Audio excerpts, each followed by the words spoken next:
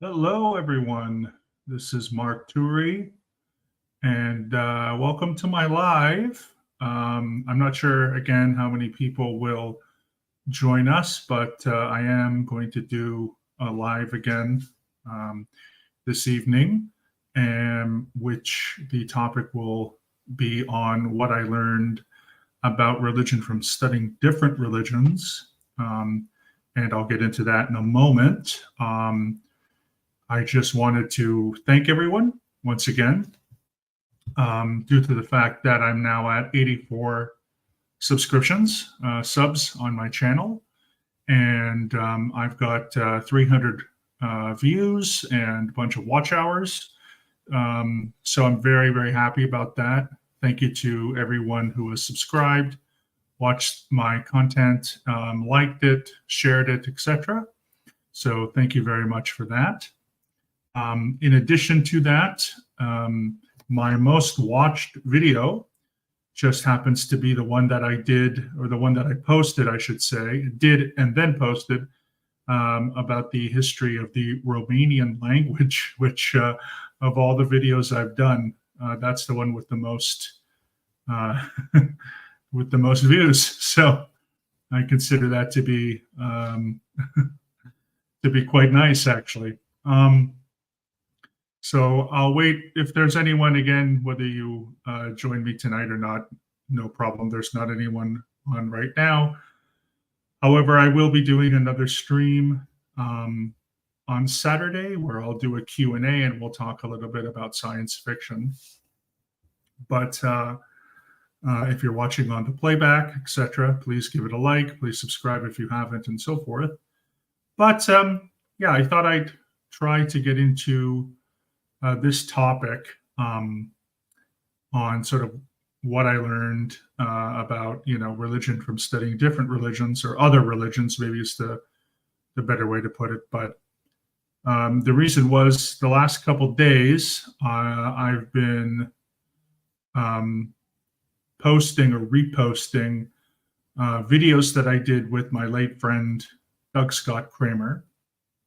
And today I posted, I think, the third video that we did, in which we start to talk about the different religions that are in the Los Angeles area, and I kind of give a bit of an overview on that.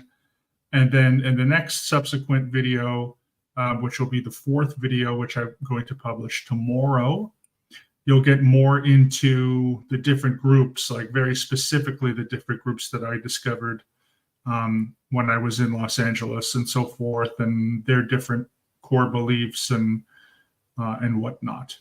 So I thought this would be a good opportunity just to go over just some thoughts, some ideas. Hopefully it'll be beneficial and help people, again, just like the last one I did on echo chambers and feedback loops and so forth. I've got some positive feedback on that. I hope you enjoyed it. So for this video, again, the topic being sort of what I've learned about the entire subject of religion, from studying some others. And the first thing is, much like when I took some religious studies courses, and I did post a video that I did from last year about that, when we were talking about, what is modern comparative religious studies? What does that mean? What are some of the fundamentals? What are some of the concepts within that, and so forth? Just to sort of know that, religion is obviously a very big topic. It's something obviously that's very personal for people, and it can come with a lot of trauma. It can come with a lot of joy. It can come with pain. It can come with acceptance. It's very, very big. There's people who say religion is the root of all good. There's people who say religion is the root of all evil. And as a topic, I'm sort of going to try to throw all of that out in one sense and try to start new. Because when I was around 18 years old, and I mentioned this briefly in my previous videos, my parents weren't terribly religious, or if they were more religious inside than outside. And when I was around 18, when I first started to go to community college, I had a car, and a used car, so I could drive to my community college, which was I lived in the suburbs, and community college was in the city of Toronto. So it's a good 45-minute drive to the campus. And because I had a car, I thought, okay, I'll go on the internet and I'll look up different groups. And I sort of started to take those steps of that journey. And, that first journey ended with Scientology when I thought I had everything and I knew everything. And I thought the journey was over, but it wasn't. So, saying, what I learned about the whole subject of religion from studying different religions or other religions, including, I don't really consider Scientology, it's not really a mainstream religion, but it is a destructive religion because it calls itself a religion. And of course, you can be destructive and a religion. There is such a thing. So when people say it's not a real religion, even that's kind of murky. Because yes, there are religions that exist, and they can be, on one hand, very constructive, and at the other end, very destructive, and then also in the middle, which is benign. So, what did I learn essentially? And so I wanted to go through that. But before I go through that, I also just want to give a little small talk because I don't know how many. We've got 2 people in now. Thank you to the 2 people who are in our watching the live right now. So I'll start the topic in a minute or 2. But I just want to say, sort of on a personal note, where I live, and I don't know where everyone lives, most of my fans are either from the US or Romania, as I mentioned just after I got on, I should say, is that my most viewed video is the one I did on the Romanian language. So I've had a lot of people who are Romanian or from Romania comment and subscribe to my channel, which is really cool. But yeah, it's been extremely hot weather here. It's been a very, very hot summer. It's been, in the high 30 degrees Celsius. So, well into the 90s, even in the low hundreds. And yeah, it's been hot. And I'm sure it's been hot everywhere. I know with my family back home, it's been hot. It's been over 100 some days, but I just find it, I'm just kind of over it because I'd like, when it's hot outside and my age, I sweat a lot and then I get tired a lot and I have to drink a ton of water and Powerade and all this kind of stuff. And yeah, I'm not my best self when I'm sweating, drenching sweat from head to toe, trying to walk around a mall, doing something, or a supermarket. And of course, when I'm at the supermarket, I just hang out in the freezer section. Even though I have AC at my house, I just spend a lot more time at the freezer section. I'm sure I'm not the only one, but I do. So that's really all for me. The weather's just been crazy. I'm looking forward to the fall, so things kind of cool down at least by 10 degrees, and I'll be able to live some normal life or something, going outside more. So, again, I appreciate everyone who's here. I appreciate my subscribers. Thank you so much. It's going better than I thought, actually, even though I know 84 subscribers doesn't seem like much to me. It's 84 more than I ever thought I would have. And I'm also hoping and looking forward to doing more lives and more, shows and podcasts in the future where I can sort of promote my channel and, do more with this. As I mentioned earlier, some more tech, make this look a little better, maybe get some editing involved and so forth. So I'm trying. I also have been discovering thumbnails. So, step by step, I'm doing the best that I can at the moment, and hopefully I'll be able to do better in the future with editing and hardware and so forth. So let's get to the topic now, because it's been about 10 minutes since I've gone live. So this topic came to me last week, just after the Q&A that I did, and after the one with the echo chambers. So I thought it would be interesting to speak on that first, just because I had some thoughts on that that I've been muddling around in my head for a little while. And so,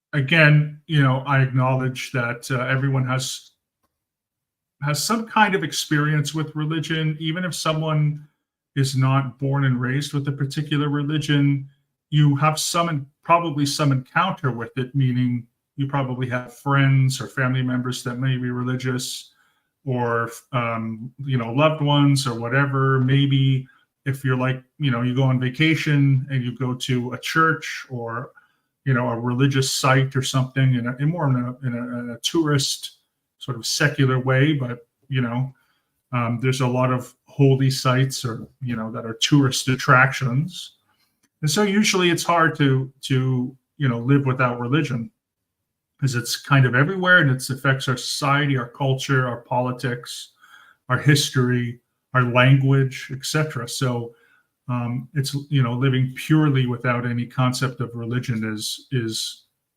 tough. And of course, someone who spent some time as a child in Yugoslavia, former Yugoslavia, although in Yugoslavia was a communist state, religion was allowed to operate. And of course, in many communist states, there were supposed to be no religion, but some would say that the cult of personality to those leaders and to the worship of communism is a substitute for religion. So in that case, it's even harder to get rid of. And that's kind of the starting point that I sort of want to, to address. Really, again, what I learned about religion, studying all different types of faiths and beliefs, traditions and rituals, and ceremonies and so forth, was that religion in of itself is extremely hard to pin down, and cannot be reduced or deduced to a simple characteristic. So oftentimes I hear on the internet through people, I don't know how serious or not serious they are, but I have to take what they say seriously because it's interesting. Just before I go, I just want to say hey to my buddy here. Hey, Chad, what's going on? Thank you so much. You're like my #1 fan / supporter, and I appreciate you so much. Good to see you. Good that you're here. I hope I'm not disturbing you in any way, because I know you said you had to work. But I saw that you posted also earlier today. Your videos are hysterical. Yes, please press the like button if you haven't. Please abide and do what Chad says. I appreciate it. And then, yes, it is very, very, very good to see you, Chad. Thank you for being here. Yeah, I appreciate it so much. Taking a little break. Well, there you go. Thank you again. As I said, you're my #1 fan, so there you go. And I appreciate your support so much. And I've got another one on Friday. Friday, same time, 9 o'clock. It's Friday? Excuse me, Saturday. I don't try to use technology on Fridays. So Saturday will be the next one, and it's good to see you, my friend. So yeah, it's complicated. So some of the criticism, again, it's not to say that we can't criticize religion or that there aren't good criticisms of religion. There are, or that we shouldn't take it seriously. We should. But sometimes when it's overly reductionist or deductionist, like all religion is just worship of the supernatural, that's not really true at all. Or if it is true, it's true for maybe some practices. but not for everyone. And also the people who are involved in religions that may worship the supernatural. So um, what that sort of reminds me of is like people who believe that God is like a giant supernatural man who lives in the sky, the quote unquote deity, or sort of a polytheist, where God and gods are just, anthropomorphic male, females and stuff, and they have supernatural powers. And so again, it's not like that's 100% wrong, but it's really reductionist. And the people involved in those groups don't believe that. So it's kind of a straw man as well. And I find that, like a lot of beliefs that are within certain echo chambers, beliefs like that, any belief, by the way, can sort of fester and become that mantra like that I was, talking about before, like with the tech works. Does it work? In Scientology, maybe, but it's not really 100%. So that's what I mean by a reductionist.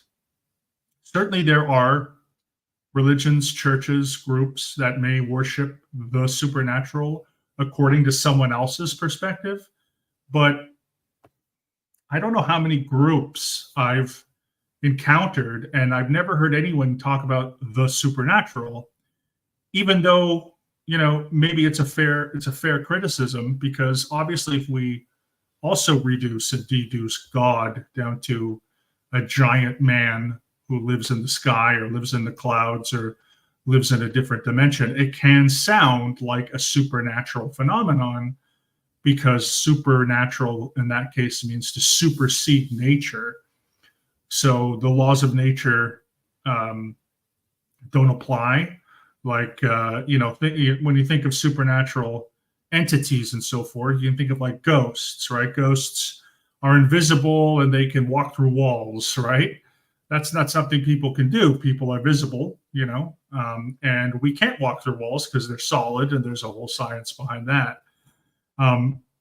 And so, like, yeah, okay, there are ghosts and goblins and all these kinds of things in some folklore and religious tradition and so forth, but I just would be very hesitant to say that all religions are worshiping the supernatural, because again, it's true for some, it isn't true for many, and the people involved don't think that.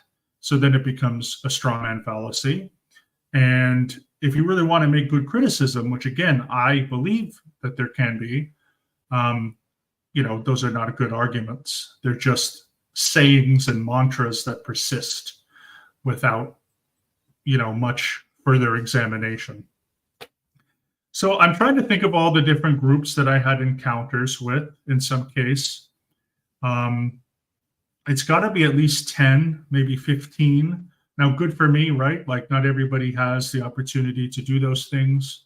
But when I look at the major world religions, I've been to services in the Catholic Church, both Roman and Greek Catholic, several Protestant churches, including United, Presbyterian, Lutheran, Calvinist, Unitarian Universalist, which is considered its own religion, and humanism, religious humanism, ethical culture society, all the major branches of Islam, Judaism, Buddhism, Hinduism, the Baha'i Faith, and then other groups like the Self-Realization Fellowship, Christian Science, the Latter-day Saints group, Eckankar,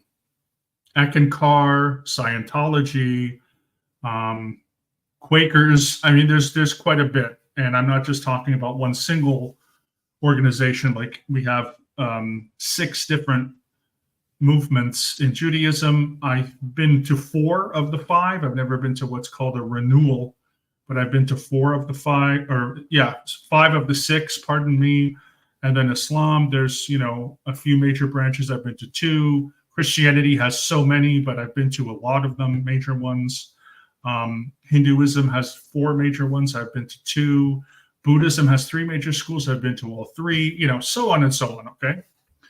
And so what I've learned is that not only is each religion different from one another, while there is overlap, for sure there's overlap, there's a tremendous amounts of difference.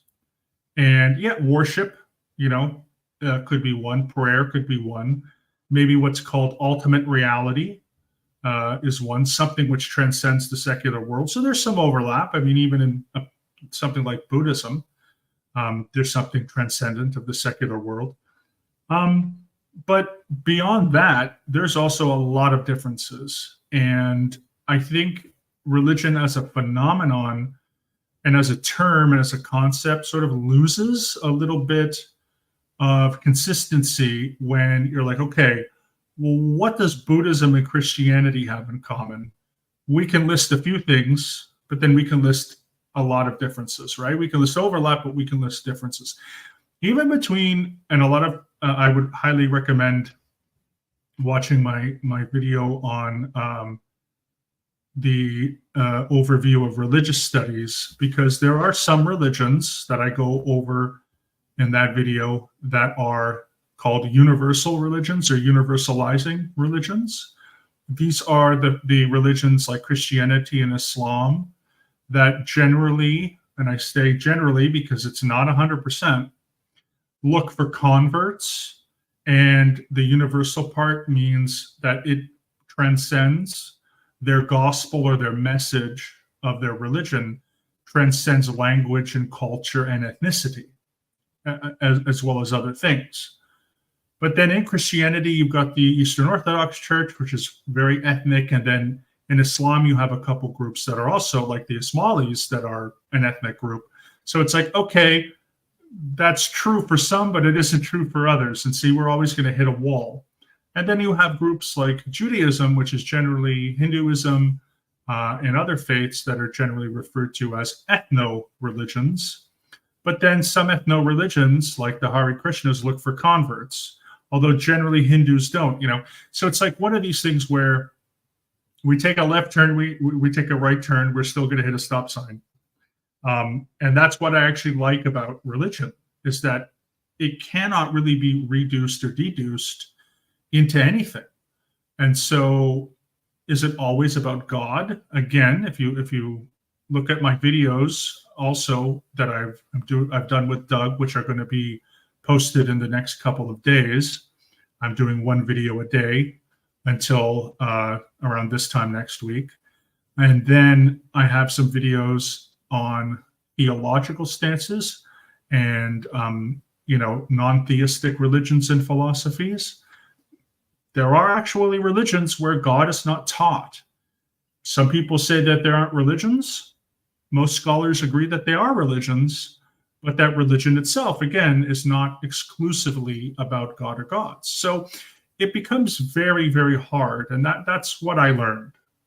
So I learned that not only when it comes to beliefs or rituals or practices, that there are differences, but even trying to come up with a list of the characteristics of a religion is very tough because, again, in some cases, yes, there will be overlap, and then in some cases there will not be. So, if we look at an Abrahamic religion, and I have some firsthand experience in the 4 Abrahamic religions: Christianity, Judaism, Islam, and the Baha'i faith. They're considered Abrahamic because they all have the source of Abraham. And that's, the father of these religions was Abraham, who was Jewish. And obviously Christians have the Holy Bible, which is, of course, split into 2 books, which in the Christian world is referred to as the Old Testament and New Testament, where in Judaism, in my faith, we would say the Hebrew Bible, which is the one that we consider to be sacred text. And then there's the Christian Bible. So the Hebrew Bible is what you guys would call or what Christians, I should say, you guys, Christians and Muslims would call the Old Testament. And the Christian Bible is what Christians and Muslims, and especially Christians, would call the New Testament. And so even there, language is different. If you crack open a Holy Bible that you get from a major bookstore, like I don't know, like a Barnes and Noble, Borders is gone, but you know what I mean? I'm not sure about the UK. I can't remember. HMV still around? Anyway, maybe they're a music store. Doesn't matter. Coles, Chapters Indigo in Canada, wherever, right? And you open a Bible, it's probably going to be either a King James edition or either what's called the International Version or the New International Version. And those translations are Christian translations. Even the Old Testament is translated differently than it is, because in Judaism, we have a number of other publication houses, one of which is called Art Scroll. And they have what's called the Tanakh. So there's an Art Scroll Tanakh, which essentially is just what in the Christian world would be called the New Testament, or again, the Old Testament, what would be called the Old Testament, but we would call the Hebrew Bible. And it's not like, word for word, it's much different.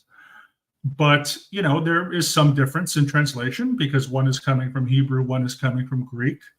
And, there's differences. There's also commentary in the Tanakh, and there's something called the Chumash, which is also based in commentary. So, of course, we may have the same texts, word for word might overlap, but, certain meaning and certain interpretations will differ.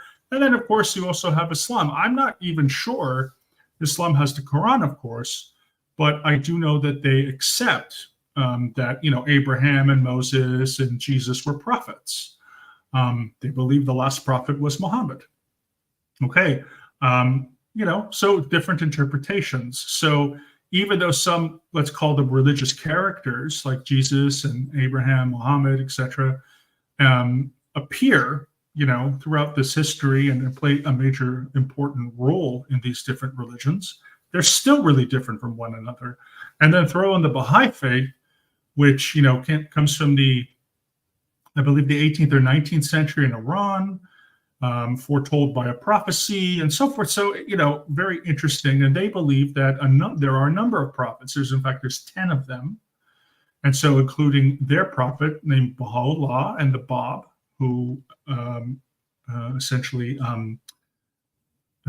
believed or prophesied that there would be a new prophet, Muhammad, Krishna, Jesus, and the Buddha, etc. So they're very universalistic, and they sort of, take all the different religions and they say they're prophets. So different, same set of texts in one way, but also very different interpretations. And that's really the heart of different religions. The differences of religion are these different interpretations. And in my opinion, I don't know which one is more true or more false, or if one character in history actually existed or not. Certainly maybe there's evidence, there isn't evidence, I don't know. I will also then say on what's called the Dharmaic religions, so that of course is Hinduism, Buddhism, Jainism, and Sikhism. Again, they're all pretty different with some overlapping roots. Sanskrit is quite, and Pali and these different languages are overlapping. But again, Hinduism has this many gods. Generally speaking, they have one sort of transcendent god, and then all the other gods or devas are avatars of incarnations of that god, which is more of a transcendent god than it's not really a being, but then there's all these other beings.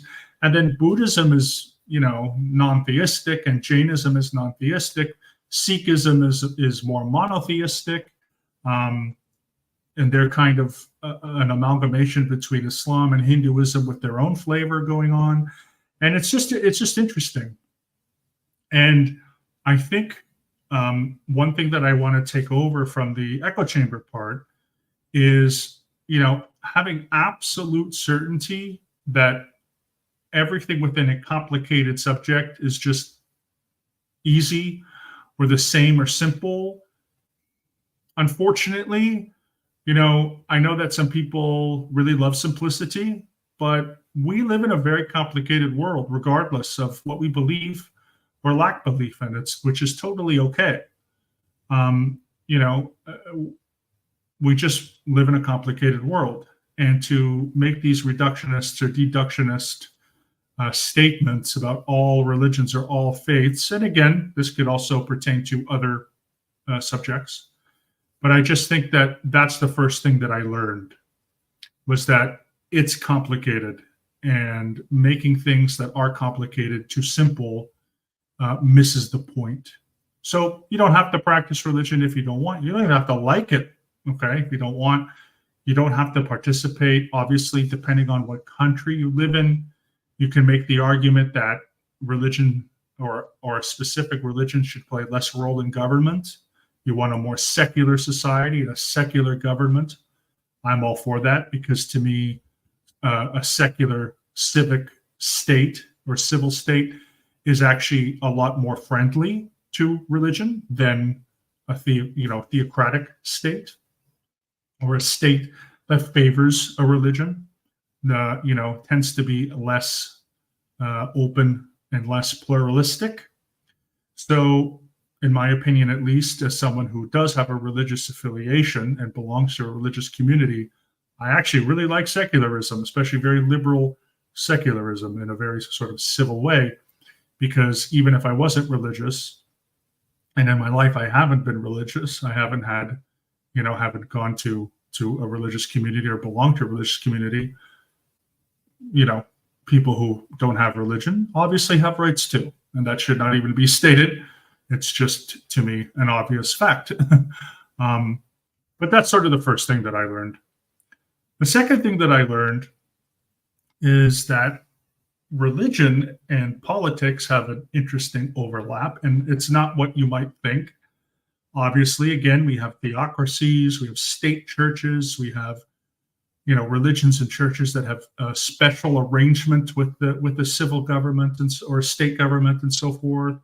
In certain countries where they get tax credits, like in Germany or whatever. But what I mean is that there's actually what they call religious wings, like the political spectrum has three wings, right? Left wing, center wing, and right wing. So does religion. So there are liberal religions. There are what are called moderate or mainline religions. And then there are conservative religions. And it's not the religion itself, like Christianity, Buddhism, or something. It usually has to do with different denominations, movements, schools of thought, and organizations. So if we look at Christianity, there are a lot of more liberal churches. And you can pretty much know those ones if you live in a large urban center, and if you happen to be at a pride parade or something, and the churches that take place at pride parades and have rainbow flags, whether they're Anglican or United or Presbyterian or even Catholic or whatever, right?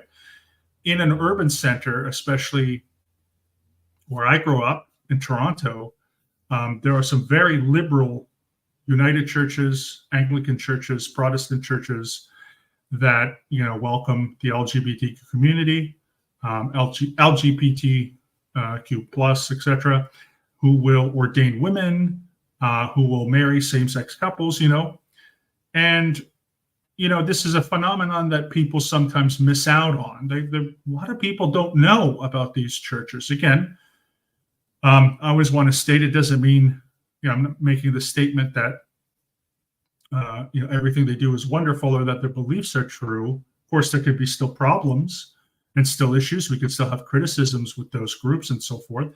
But at the very least, right, they're still really good and they're really welcoming. And even some groups, like in Buddhism in the West tends to be very open and very liberal.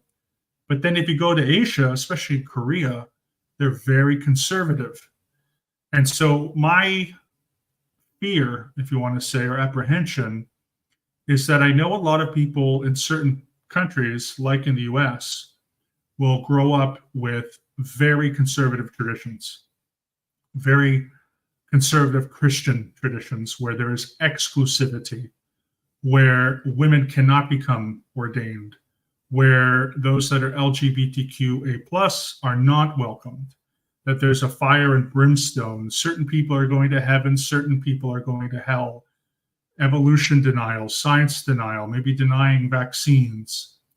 And I'm not going to deny that's not a part of religion, but there are religions and churches and organizations and denominations that are the opposite of that. And I think sometimes what happens is when somebody grows up in that kind of environment, that's their reality. And, I didn't grow up in that reality, but I definitely sympathize people who do and empathize because that is abuse. I think that's abusive. So when we look at these different wings, this is another thing. It's like, okay, so let's say you live in a city or town with predominantly Protestant.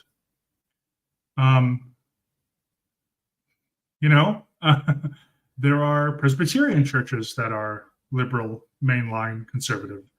There are Anglican or Episcopalian churches that are the same, and Baptists, and Mennonites, and so it can Lutherans, and on and on and on. There's even Catholics. I'm not sure if anyone remembers this, which I always thought was interesting.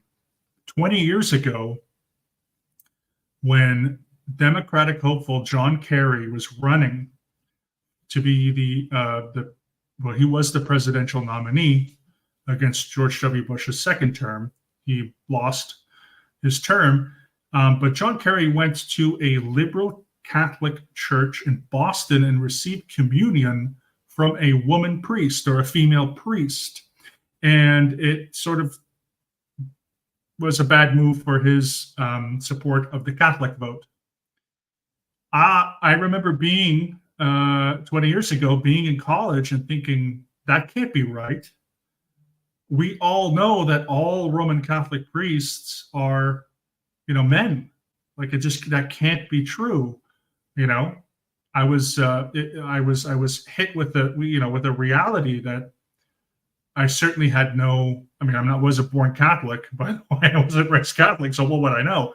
But from what I thought I knew, this was completely different. And a friend of mine who was Catholic and went to Catholic school, was a practicing Catholic, was like, yeah, there's all kinds of different interpretations. And I was like, and then here I am Jewish, and, I wasn't terribly religious, and people would ask me, do you eat pork? Of course, I don't anymore, but maybe I did when I was growing up.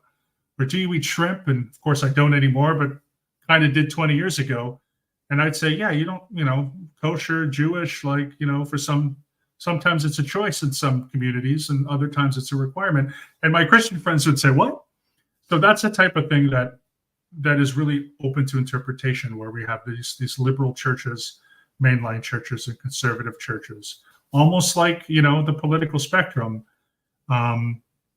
And when I was growing up, now going back 20, 30 years plus, by the way, it used to be that many religious, like people who went to liberal congregations, there was a pretty stable mix between Democrats and Republicans, or liberals and conservatives. And there were even people on the left who went to more conservative churches. And since 9/11, when a lot of countries, not just America, because I know it's poking at America is always the easy thing to do, but Canada has problems, and so does Europe and whatever. But most people, at least in English-speaking countries, if they go to a politically liberal, if they are politically liberal, they'll go to a liberal church, and vice versa. But it used to be pretty standard that people just went to church, and church wasn't as political. So that's a sort of an interesting thing there. Here's Pete. Let me look at what Pete says here. How much of it is religion, and how much of it is human element of steering that religion? Yeah, listen, well, religion, according to sociology, and the sociology of religion is a social construct. It was created by our societies. And so that means it's created by people. Of course it is. These are institutions that were created by people, ultimately. Now, whether or not those people were inspired or had a prophecy, that's a totally different question. That is a question of faith, and that's okay, right? So I look at my own faith, Judaism, and we have a set of traditions that have been practiced for thousands of years, but they've also changed.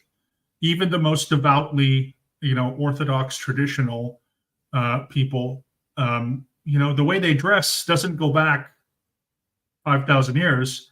It goes back 300 to 400 years, and it goes back to the Polish-Lithuanian Commonwealth when noblemen and women used to dress in black, So fashion, culture, like everything is connected. Plus, in all of our religions, especially the Abrahamic religions, have been influenced by another religion called Zoroastrianism.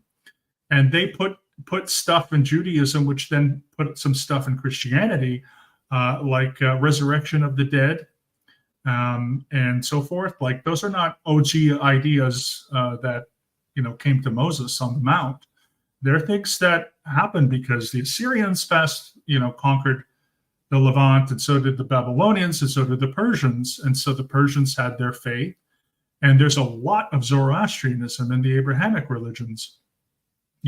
That's human-centered, that's culture, that's amalgamation, that's people marrying and mixing and, passing stories and doing what humans do.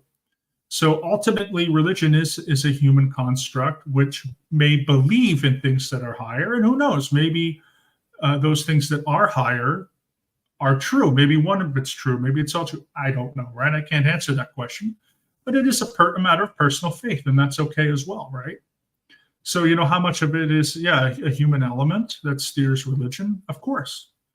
This is also why a lot of people like to say that they're spiritual and not religious, or a lot of why we have Protestantism. Protestantism is the idea that you don't need a priest. I mean, that was a whole thing with Martin Luther. You don't need a third party between you and God. Of course, there was still a church. You still needed to do communion and so forth. And I have my problems with Martin Luther being Jewish, but at the same time, I cannot say that he wasn't influential. But this whole idea of being spiritual and not religious just means there's me and there's the higher power. And the institution, which is political and organized and stuff like that, people don't want. That's a legitimate criticism, right? There's also people who aren't religious, atheists and humanists, who are literally constructing what they call secular congregations. So they say they don't want religion, but they want church. Can we separate the two? From my perspective, I don't think so. But you know what? Maybe I'm wrong. So those are certain things that are very interesting. Irish here, Irish Mart. We have a fundamental need to belong, a community with shared values. I think it is possible. It is possibly, where religion sprung from. Of course it did. Yeah, very, very good comment. Thank you so much, both of you, Peter and Irish Mart, commenting. I think, if we look at the most basic evolutionary explanation, whether or not this is, again, universal or not, doesn't matter. It gives us some good insight, which is that human beings have existed, Homo sapiens, 200,000 years, obviously a rough number, and we've gathered in communities, and those communities were usually pretty small. And one of the interesting things about linguistics and the history of linguistics, something that I love, is that almost every single language has a word for themselves, which is usually, the root word is usually like human or man or something like this. And then the other people are usually foreigners or barbarians or something else. So us versus them is also something that has been in humanity since, a long time. And language has been around 12 to 15,000 years. Someone can fact check that on me.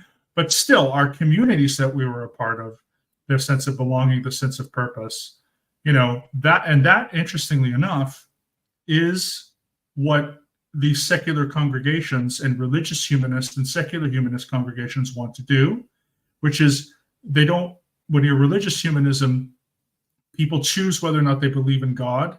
Maybe they do, maybe they don't, maybe they don't know, whatever. But they're emphasizing the community, they're emphasizing religious rituals. In secular humanism, generally speaking, most people don't believe in God, or if they do, they're probably a minority or some deity or whatever, because you don't necessarily have to be an atheist to be a secular humanist. However, within the congregation, they still want the community of a religion and a church and a congregation, but they don't want the religious part. So again, these are all new ideas and social experiments. I have my opinions on both of those things, which are irrelevant, and because I also do have experiences from both of those. My general thing is, I think they have very good intentions. I think they're wonderful for the people who are a part of them and love them and like them and go to them. But we're still human, so there's still us versus them. There's still radical thinking. There's still a separation. There's an inclusivity and exclusivity. I spent a lot of time being a heretic, a skeptic in a secular humanist group, and it ended with them kicking me out. So you know what I mean? There's still that human thing, man, of we know what the truth is, and these other people don't. And so I don't know what to say about that. These are just only my experiences, but that's what I learned. And there certainly are groups that are more inclusive and less inclusive. There are certainly groups that people are quite content, and some people aren't. I will say, when it comes to things like mental illness or anger or intelligence, like I've known people across the entire spectrum.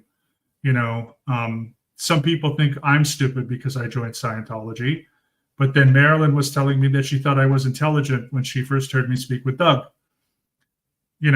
Who's right and who's wrong? I don't like to think of myself as either stupid or intelligent. I'm just me. When we talk about anger, I hate to say this, I really do, because it's not an attack, but there is a stereotype of the angry atheist. But it's not like there aren't angry religious people out there, fire and brimstone types. When it comes to mental illness, they say in the United States, the Mormons have, and Mormon women are prescribed more antidepressants than any other, religious group. So, these things, I think, transcend, right? There's certain things that go above and beyond. And that's another thing that I, learned about religion from different religions, is that we really can't point the finger and say, all of these people are like this, all of these people are like that.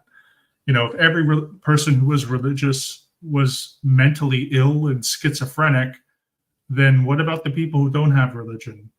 If it was just intelligence, if religious people just leave their brains at the door, well, what do you think when you go see a Marvel movie, or a Fast and Furious movie? You know what I mean? Like, yeah, sometimes it's okay to leave your brain at the door if you want to be entertained, but there's also plenty of religions that engage in study and thought and critical thinking. Sure, some don't, right? For some, it's a concert. I have no judgment on those people who want to leave their brains at the door and enjoy a worship service. They're not doing that. But again, if that's how it's perceived by other people, and yet there's people who read books that are, this thick, and there's, Calvinists in the Christian community who are super obsessed with theology and so forth, in an intellectual kind of thing, and philosophy and whatever, and debating. So we can't make these broad statements, right? We're not all leaving our brains at the door, because there's a lot of people who aren't religious who sometimes leave their brains at the door. Who cares? Like, we can't always be on intellectually 24/7. We need to watch a big dumb movie sometimes with explosions. And how long is a movie? 2 hours? So how long is a church service? An hour, 2? So I can make parallels there. Everything that someone says, I can make a contradictory statement or a contradictory example. Okay, maybe some of them work, some of them don't. But again, that's the idea. The idea is whatever we really think, whenever we have really strong certainty, someone could come up with another example that is relevant and can be taken away. So what I would say is, if some people have asked me before too, on like, what do I think religion is? In just a moment while I take a drink, as I apologize as a good Canadian. I think that religion is a sociocultural phenomenon that definitely has a myriad of some form of spiritual belief or transcendent belief. But for most people, it's the community, it's the rituals, it's the traditions, and for other people, it's the beliefs. And so, put it this way, in Christianity, you have the doctrine of faith and the doctrine of works. So some churches, like in Protestantism, some Protestant churches say faith alone guides you to salvation, and some churches will say faith and works alone will guide you to salvation.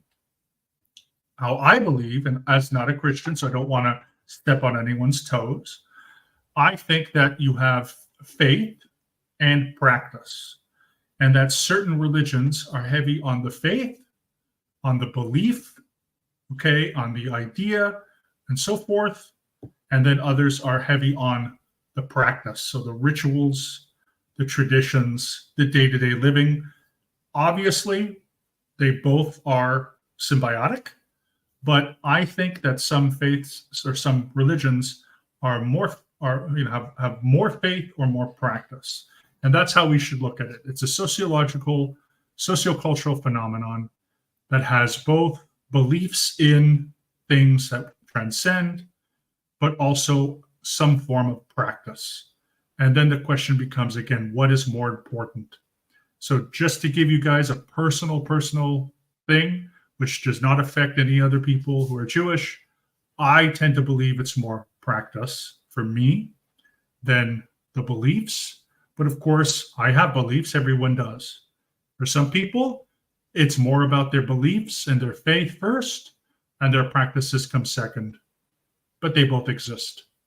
So that's how I would define, if someone said to me that I was the last person on earth who could define religion, I would say, again, sociocultural phenomenon, institutions, rituals, practices that are based on an interchangeability, or whatever that word is, interchangeability, I don't know, someone give me the word there, between beliefs and practices. And beyond that, I wouldn't even want to begin to make lists of what all religions have in common, because then I could make a list that's double the size of what they don't. So again, for reference, if anybody wants a reference, I go a lot more into this in the religious studies overview of religious studies a little bit more.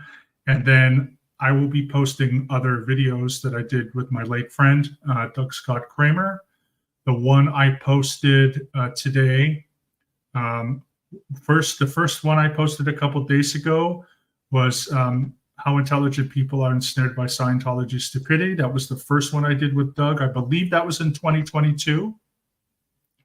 After that, we talked in the second video about Hollywood and Scientology, and young actors and so forth, because Doug was a professional actor. He was on a bunch of television shows and did a lot of plays and studying, so we talked about that. And then the third one, we talked about people like Teal Swan and Christian Science. However, the fourth one, which will be posted tomorrow evening around this time in the evening, for me it's the evening, for some of you might not be, will be on the different religious groups that I looked through in Los Angeles. So those were groups like the Self-Realization Fellowship, Eckankar, Quakers, the Agape Spiritual Center, the Soka Gakkai International, and just some of my thoughts and some of my anecdotes. And then after that, we go into the different theological stances non-theistic stances, and then there's a couple more. I also have, again, theological and non-theological stuff, or non-theism on the channel for reference as well. I also will say, and I understand that they're usually long videos, like 2 hours. I know not everyone can sit through a 2-hour video, believe me. I know this, I understand this. But I'm thinking about putting some clips together and doing some editing to shorten those things in the future as well, to make them much shorter clips. So the first thing I'll do is just clip out on editing. I'll clip out the actual PowerPoint presentation. And then in the future, I will cut out certain, smaller sections of stuff to make them into more palatable, smaller kind of videos. So I just want to say here, hey, Pete. Yep. Hey, Pete. Pete Anderson and Pete Panzarelli is kind of here, Chad. You know that. Irish, of course. Yes, and of course, Chad, when Chad is ready, because Chad has a big life change in the next couple of weeks, which I don't want to spoil. I'm not sure if you have spoiled it, but Pete and Grip, or Griff and Pete, Griff and Pete still have to dwindle down another 98 lawsuits to do with fraud, fraudulent activity that Griff has accused Pete of doing. So we still have a little time, which we'll do probably next month or whenever. Of course, Grip is not grifting innocent victims on his next Ponzi scheme. We'll get together and we'll do that over some pizza. But yeah, just to make a conclusion to everyone, again, I always want to say, wherever you come from in your religious background, if you are religious, not religious, if you're a theist, an atheist, an agnostic, a pantheist, a panentheist, if you're a Buddhist, if you're Hindu, if you're, a nihilist, it doesn't matter to me. I just think that there's some interesting stuff around religion, and I do understand if anyone has had an abusive or a very negative religious experience, I can't invalidate that. As I mentioned in the last couple of videos, even though mine was positive growing up, I don't, negate the fact that there is religious abuse. And as I mentioned earlier, I also can't negate that, it can't be a religion if it's destructive. I was in Scientology. Scientology calls itself a religion. It is destructive based upon its actions. And there are many Jewish synagogues and groups that are the same, and Christians and Muslims and Hindus and Buddhists, and on and on and on. They're still religions, but they're also destructive. It's not, it's not mutually exclusive. They can be both. And so it's about finding a way to move on a little bit. And what I mean move on, I don't mean ignore. Because whatever your experiences are, positive or negative or in the middle, those matter. And even though I had a different experience, it doesn't invalidate yours.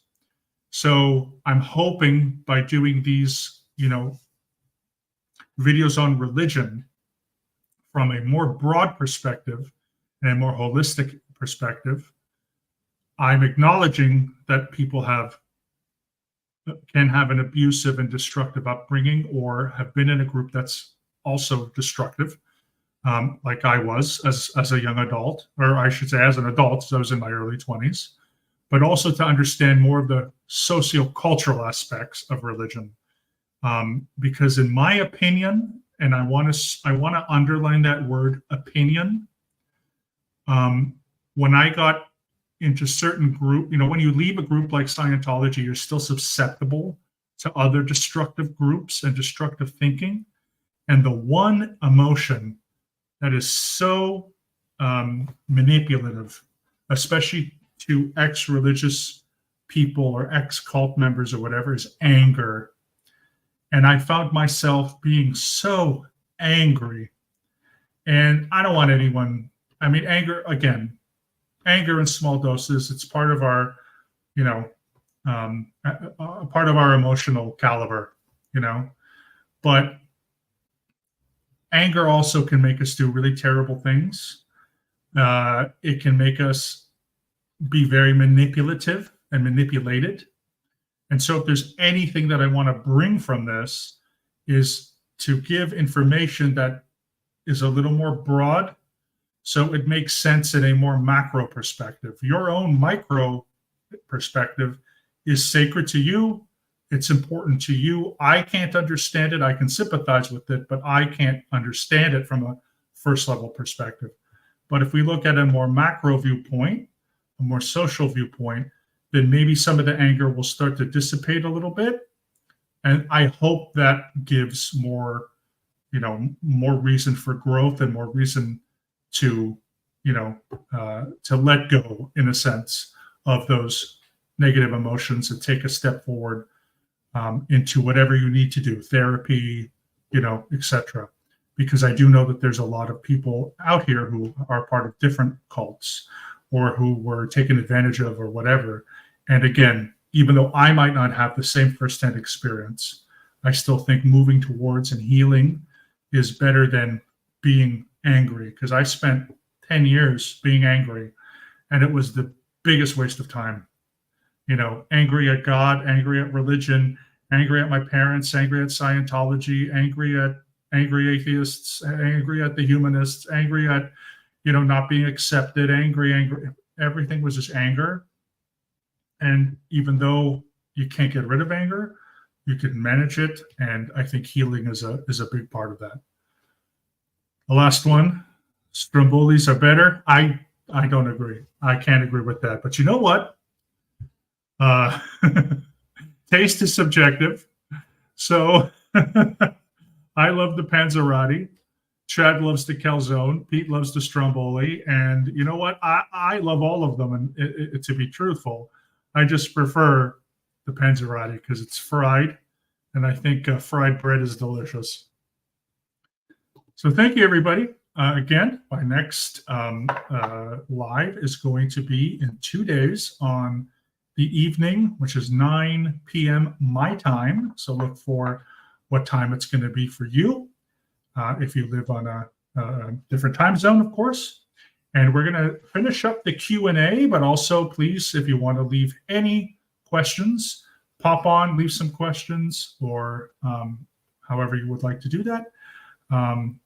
About anything you want, I'll try to answer. And then I'm going to take a look at science fiction, why I like science fiction and why that might have led me into a very science fiction religion like Scientology. And I hope if you do love sci-fi, let me know what you love about sci-fi, your favorite sci-fi series, books, etc. For me, it's always going to be Star Trek, but I love a whole other, tons and tons of different science fiction and authors and so forth that we will get to in 2 days from now.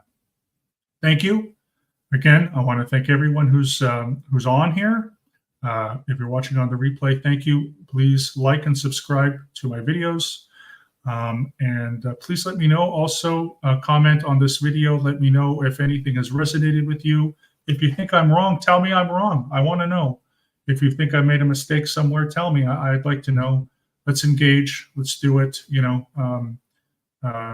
politely. I'm a Canadian. We know a lot about being polite. And that's all for this evening. So once again, thank you very much. Join me in 2 days' time for another stream.